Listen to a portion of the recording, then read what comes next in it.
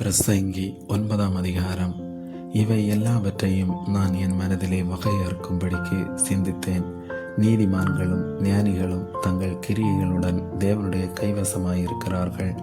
தனக்கு முன் இருக்கிறவர்களை கொண்டு ஒருவனும் வெறுப்பையாவது அறியான். எல்லாருக்கும் எல்லாம் ஒரே விதமாய் சம்பவிக்கும். சன்மார்க்கனுக்கும் துன்மார்க்கனுக்கும், நற்குணம் சுத்தமுள்ளவனுக்கும் சுத்தமில்லாதவனுக்கும், பலியிடுகிறவனுக்கும் பலியிடாதவனுக்கும் ஒரே விதமாய் சம்பவிக்கும்.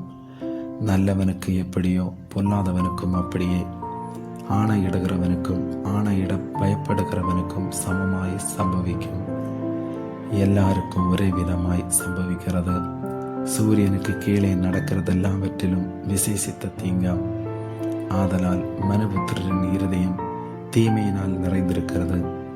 அவர்கள் உயிரோடு இருக்கும் நாளளவும் அவர்கள் இருதயம் பைத்தியம் கொண்டிருந்து பின்பு அவர்கள் செத்தவர்களிடத்திற்கு போகிறார்கள். இதற்கு நீங்களாயிருக்கிறவன் யார்? உயிரோடு இருக்கிற அனைவரிடத்திலும் நம்பிக்கையுண்டு. செத்த சிங்கத்தை பார்க்கலும் உயிருள்ள நாய் வாசி. உயிரோடு இருக்கிறவர்கள் தாங்கள் மரிப்பதை அறிவார்களே. மரித்தவர்கள் ஒன்றும் அறியார்கள். இனி அவர்களுக்கு ஒரு பலனும் இல்லை. அவர்கள் பேர் முதலாய் மறைக்கப்பட்டிருக்கிறது.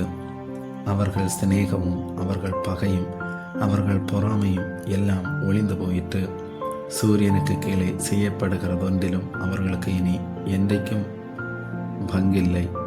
நீ போய் உன் ஆகாரத்தை சந்தோஷத்துடன் புசித்து உன் திராட்சை ரசத்தை மன மகிழ்ச்சியுடன் குடி. தேவன் உன் கிரியைகளை அங்கீகாரம் பண்ணியிருக்கிறார். உன் வஸ்திரங்கள் எப்பொழுதும் வெள்ளையாயும் உன் தலைக்கு எண்ணெய் குறையாததாயும் இருப்பதாக.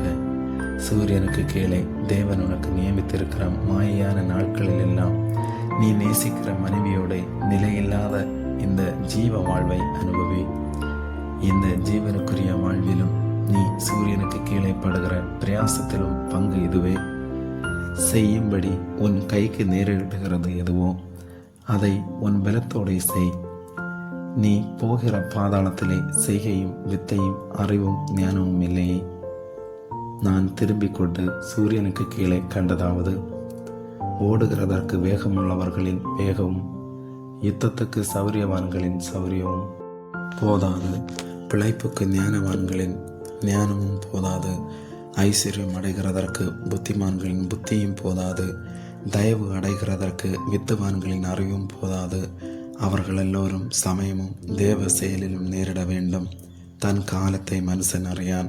மச்சங்கள் கொடிய வலையில் அகப்படுவது போலவும் குருவிகள் கண்ணியின் பிடிபடுவது போலவும் மனுபுத்திரர் பொல்லாத காலத்திலே சடுதியில் தங்களுக்கு நேரிடும் ஆபத்தில் அகப்படுவார்கள். சூரியனுக்கு கீழே ஞானமுள்ள காரியத்தையும் கண்டேன். அது என் பார்வைக்கு பெரிதாய் தோன்றிட்டு. ஒரு சிறு பட்டணம் இருந்தது.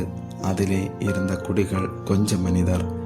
அதற்கு விரோதமாய் ஒரு பெரிய ராஜா வந்து அதை வளைந்து கொண்டு அதற்கு எதிராக பெரிய கொத்தளங்களை கட்டினான்.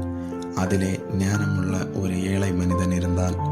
அவன் தன் ஞானத்தினாலே அந்த பட்டணத்தை விடுவித்தான். ஆனாலும் அந்த ஏழை மனிதனை ஒருவரும் நினைக்கவில்லை.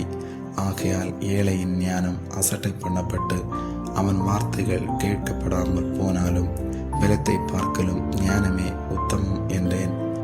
மூடரை ஆளும் அதிபதியின் கூக்குரலை பார்க்கலும் ஞானிகளுடைய அமெரிக்கையான வார்த்தைகளை கேட்கப்படத்தக்கவைகள். யுத்த ஆயுதங்களை பார்க்கலும் ஞானமே நலம். பாவியான ஒருவன் மிகுந்த நன்மையை கெடுப்பான். ஆமென்.